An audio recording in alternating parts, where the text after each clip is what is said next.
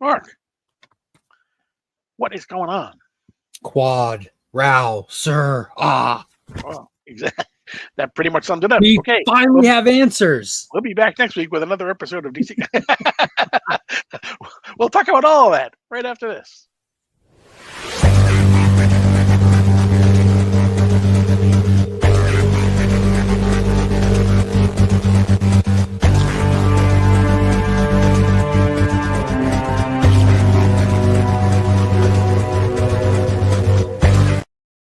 Welcome to another edition of DC Comics Deep Dive. Don't forget to subscribe. Don't forget to like. Don't forget to hit the notification bell. Don't forget to leave us a content so you're notified. So the notification part, so you're notified whenever we upload new content, and the comments, so we know how we're doing.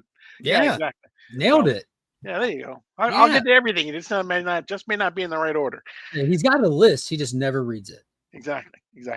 Yeah. Like I don't know which way to point. Same thing. It's like, it's all pretty much, yeah. We got two new Absolute comics coming out this week. We got Absolute Superman number 11, and we have Green Lantern number 6.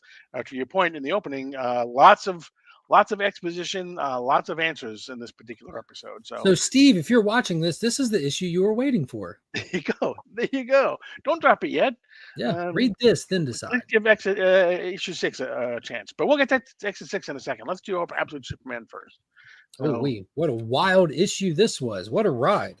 Exactly. This was basically it is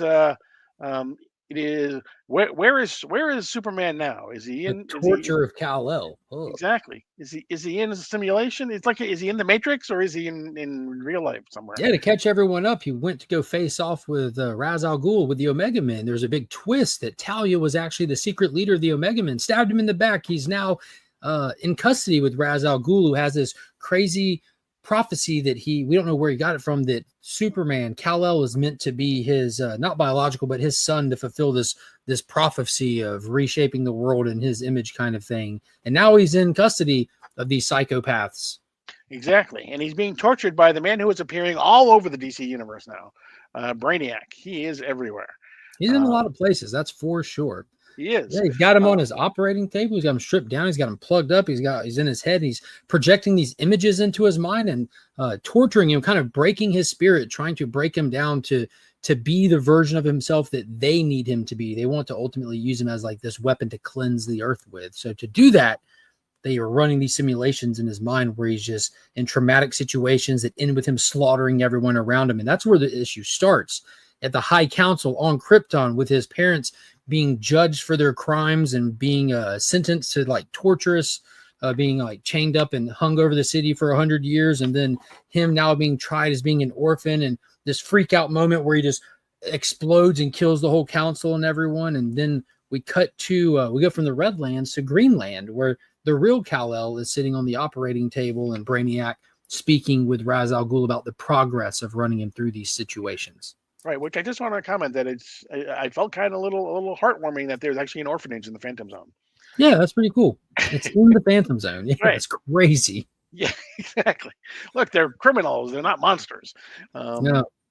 Yeah, and so we see that at the end of the first where he blows everybody away that has condemned his parents and told him that he's going to the Phantom Zone orphanage. He blows them all away, and we immediately find him that is the first simulation that we see him in. And so he's sitting there, lying on the table, talking to everyone. There are Brainiacs everywhere.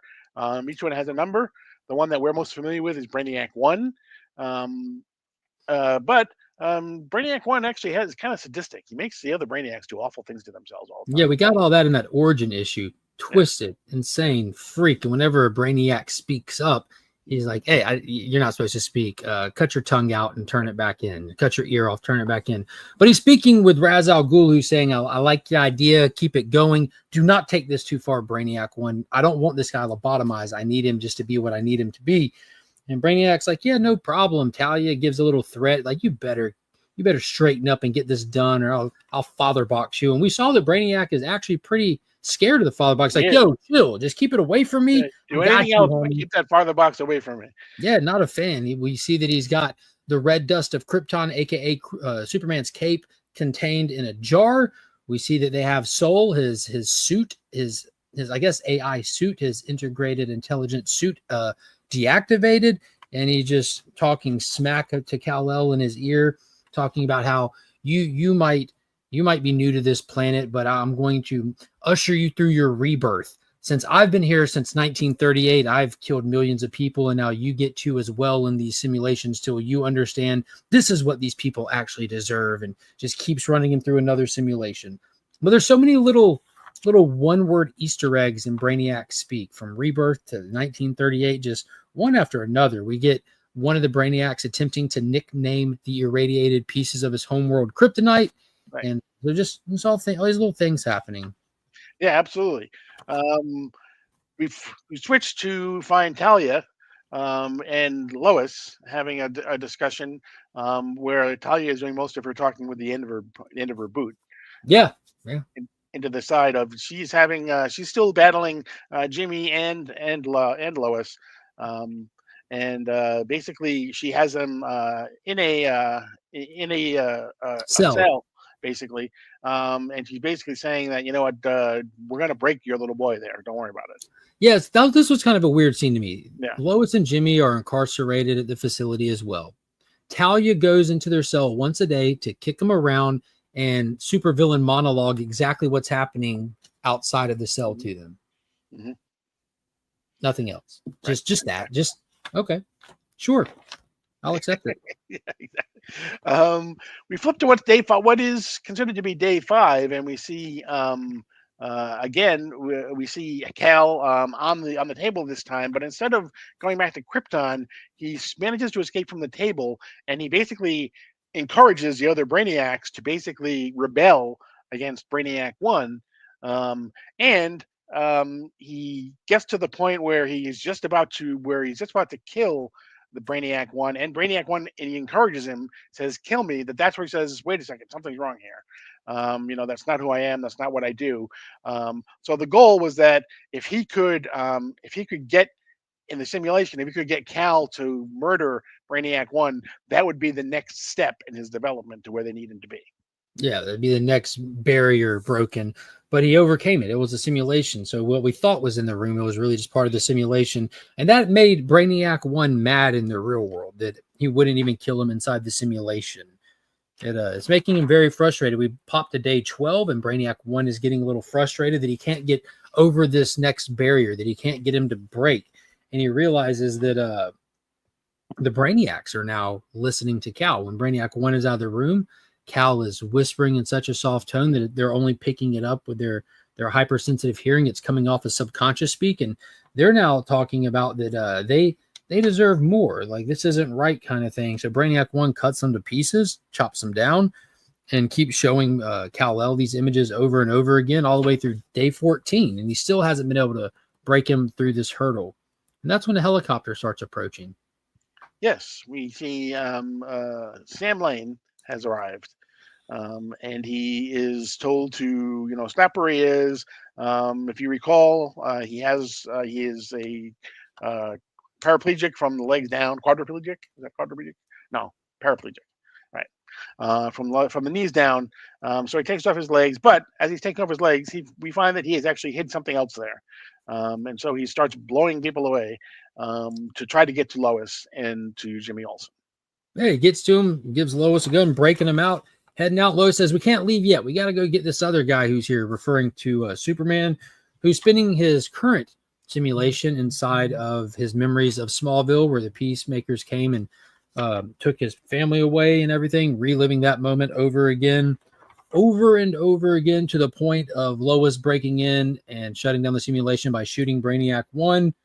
And they start to break him out, and Sam's holding the door, firing off, and then he hollers for Lois, and when she turns around, he's dropping the gun, telling her, "I can't feel my legs," with a knife through his head. Talia al Ghul has killed General Lane via throwing a knife through his head. It was pretty hardcore. It was, and back in the simulation, we still see actually Ma and Pa Kent basically telling Kal-El, "Yeah, you know what? In order to survive, you need to kill all these people." Yeah. The simulation is still running. He's still plugged in. They manage to I think it's Jimmy in it, who manages to open up the container with his cape in it and turn on Saul and No, one of the Brainiacs that have been chopped up lets the cape out, turns Saul on, tells it to save Superman. It goes, hooks up to him. He immediately grabs Brainiac, squeezes his neck, lifts up in the air, cape going everywhere. And Saul's trying to talk to him. Hey, Cal, I've been reactivated. I'm getting you out of here. Cal? And then you see like the whole facility is being blown apart by the red dust of Krypton, aka his cape. Which I love that cape technology in this. It's super cool. Yeah. With the promise that the next episode will go back to Kansas. It's called the Battle of Kansas in the next episode. So yeah, we'll see where that goes. But Jason Aaron is bringing the goods, I have to say. Yeah, it's definitely dynamic, fast paced, story thick, which is like the best thing you could ask for. Character rich. You know, they did a good job building this out. Those first few issues that he spent kind of just setting the tone of this mythology here. Now we are in it. It is rocking and rolling, and it's got a lot of weight to it. I love it. Mm-hmm. Absolutely. That brings us to issue number 6, the end of the first arc for Green Lantern. It is called Quard, Rayo, Sur, and Or. I don't know. Yeah, to catch everyone up. Town gets put under a bubble. Abin Sur shows up, starts judging everybody. They presumably all get killed and evaporated. Abin Sur dies in the last issue. They all get sucked into the power battery. Hal's infected by the Black Hand. Joe Mullen's infected by the green light. We don't know what any of it means. And when they get sucked into, or where they enter the actual giant Green Lantern, which is like a massive obelisk, we find John Stewart, who is presumed dead, enveloped in what I thought was yellow light, but I was wrong. Mm-hmm. Mm-hmm. And we start with a picture of basically a black planet. It says the world is coming. We'll find out in just wrong one. Sorry, move that there. Move that there. There we go. We'll find out exactly what that is during this issue. Actually, find out a lot during this issue. Yeah. We see Joe Mullen's ex-fiance girlfriend, basically Chase, Cameron Chase, who has been basically removed from anything to do with any of the issues that have been going on with the Green Lantern and Abin Sur. The Evergreen situation. Evergreen situation. Yeah, you're too close. You're too close. She's not happy with it. No, not at all. Kind of a low-key intro. I'm like, why are we wasting so much time on Cameron Chase right now? Is Professor Bones coming? Like, that'd be cool. But yeah, but then we get into the story. They just had to set that up just for the sake of the ending, I guess, for the second arc to get her in here, which she's a cool character and all. But we get this awesome page, and we get this structure to this story as well. You get 4 panels, one in black that says Quard, one in red that says Rao, one in green that says Sir, and one in gold that says R. And it pretty much tells us that it's giving us an idea of the different colors, the emotional spectrum. All of this is Oa. Don't panic. Don't be afraid. I'm going to work to translate these concepts as best I can, try to understand. This entire issue is our exposition that explains almost everything there is to know, as up to this point at least. Mm-hmm. John Stewart, who we saw in the last one, is enveloped with the gold energy, and he is here with all the people presumed dead. They are inside Oa. They are with Oa. They're still alive. And if you look, some of them are not assigned a color, but you have Guy Gardner right there, who's now glowing red. He's letting them all know that they're all alive, except for the people, like Abin Sur said, that are dead at their own hands. He explains, that guy who ran into the dome, he's gone. He's not okay. Yeah. He's not okay. But he said, the Abin Sur is the judge of worlds. A community is a world in miniature. So they were test running Earth. They enclosed Evergreen so that Abin Sur could come and judge this community.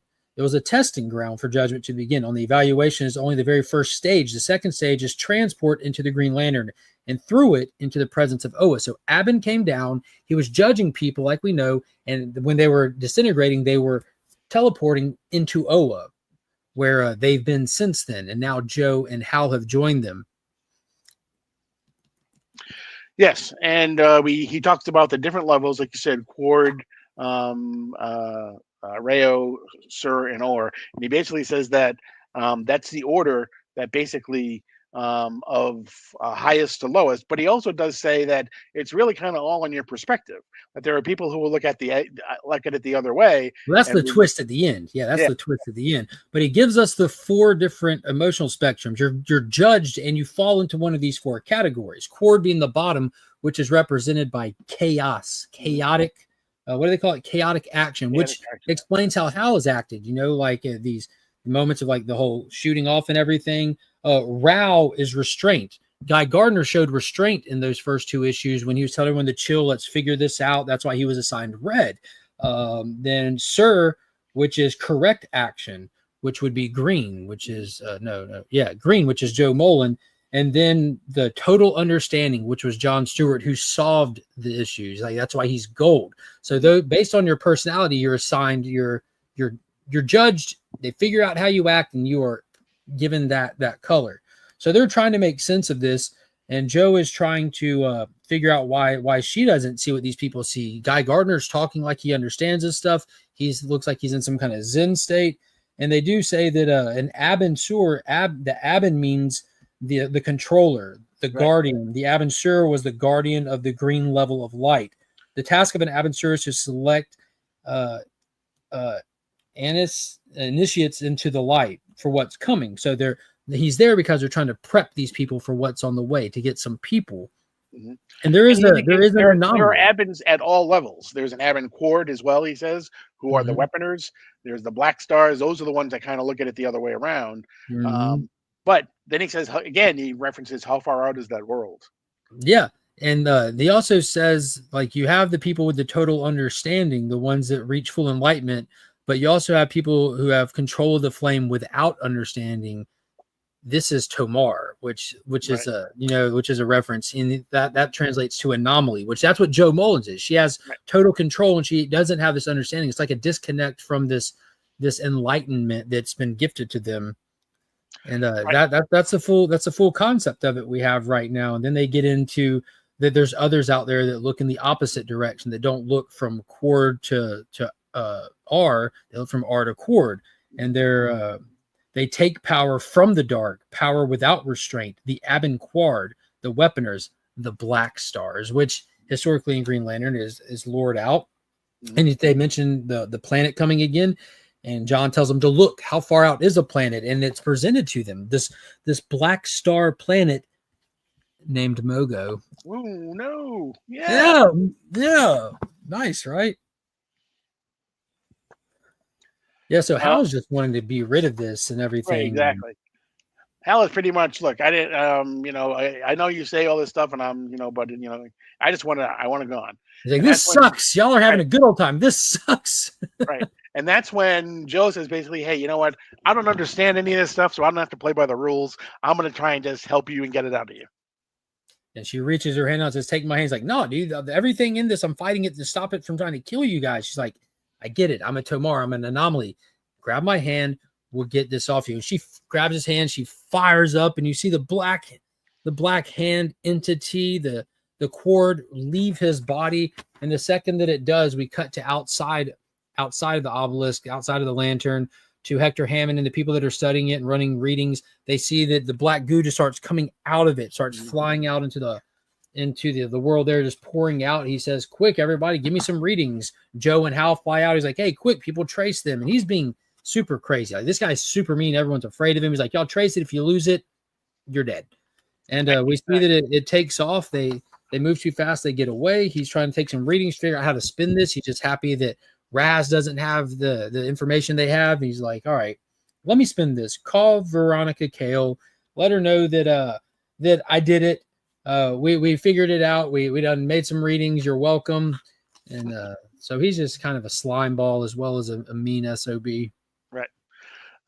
We go back and we see Mogo again, and we see Joe. Is that Mogo or the moon?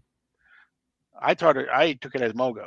No, I thought it was the moon just up in space. Well, because it's got the green thing around it, and then so that's why he says, how far out is the world is coming? John says closer every day, coming back soon, Joe. And then we see what is the first appearance of Simon Baz. Yeah, this felt a little after credit. You got You got Cameron Chase calling Simon Bass, who's strangely wearing a suit and his mask while he's just driving down the road. She's asking him some questions about the assignment he's on. He's like, hey, chill. You're on administrative leave, a.k.a. vacation. Enjoy your time. You know, I can't talk to you about work, especially when you're not on the clock. She's like, I'm bored. I want to talk about work. I want to be working. Enjoy yourself. Have a vacation. No, I got to be working. This is so unfair that they took me off this case. I don't care that I'm too close. I broke up with her forever ago. We're not together anymore. We don't talk to each other anymore. I couldn't be farther removed. Knock on the door. She opens it, and Joe Mullins is there with Hal. Hey, I didn't know where else to go. So, yeah. I love the way that they present the lanterns, how she's kind of like depowering maybe from landing. So half of her is not lit up, but the top half is. Mm-hmm. Yeah, good stuff. Yeah. So, you know, within the first 6 issues, it took us a while to get there, but we, you know, as much as we can understand what's going on, we get the explanation of exactly what kind of the lay of the land is for the Green Lanterns and the Lantern Corps and everything else. So we get a lot of issues. We get a lot of answers this issue, which is good. And I totally first arc. Yeah, exactly. Dude, I love the way they presented it and handled it. How we were townsfolk. You know, we took it from the perspective of the townsfolk, and we had to be in shock and awe of this alien. His design was wild, intimidating, scary. We didn't know if he's good guy or bad guy. Along with the townfolk, we didn't know if they were dying. We didn't know they were teleporting. We were like able to get excited when they figured out the gold thing and all this. I loved taking it from that perspective. I didn't like being above the book. I loved the feeling of being in it with this one. Absolutely. And looking forward to where they're going to go with the next story arc. So yeah, I don't think we're going to have that anymore. We're going to buckle up for a wild ride, I think, is next. I like that they put Simon in there. Yeah. Still have to open that, by the way. I got him right there. So who are we missing from the Green Lantern? We haven't seen Sinestro yet. That we have, but he hasn't given us the story. They gave us the one panel. They haven't given us Jessica Cruz yet. Right. If we're talking about Earthbound Lanterns, we haven't seen Alan Scott. We haven't seen Jessica Cruz. Well, they did mention Alan Scott though too. Did they? It was his diner originally, wasn't it? Oh yeah. Maybe, yeah. They mentioned Obsidian's already been in this. Has Jade been in it? Because Todd was in the diner, rightfully so, right. But I don't know if Jenny was. But still lots of places they can go with this, and still lots of characters to bring in. So Kyle's alive. We haven't, because Kyle got obliterated. We haven't seen her tell what happens to him yet. Mm-hmm. Yeah, looking forward to it. Looking forward to whatever comes next. So, but that's going to be it for this edition of DC Comics Deep Dive. Don't forget to subscribe. Don't forget to hit the like button. Don't forget to hit the notification bell so you're alerted whenever we upload new content. See, did that one in order. And leave us a comment so we know how we're doing. But again, that's it. We'll see you next week for another edition of DC Comics Deep Dive. I am Paul. He is Mark. He even pointed the right way. But we are Legion. And you're now living Sector 2815.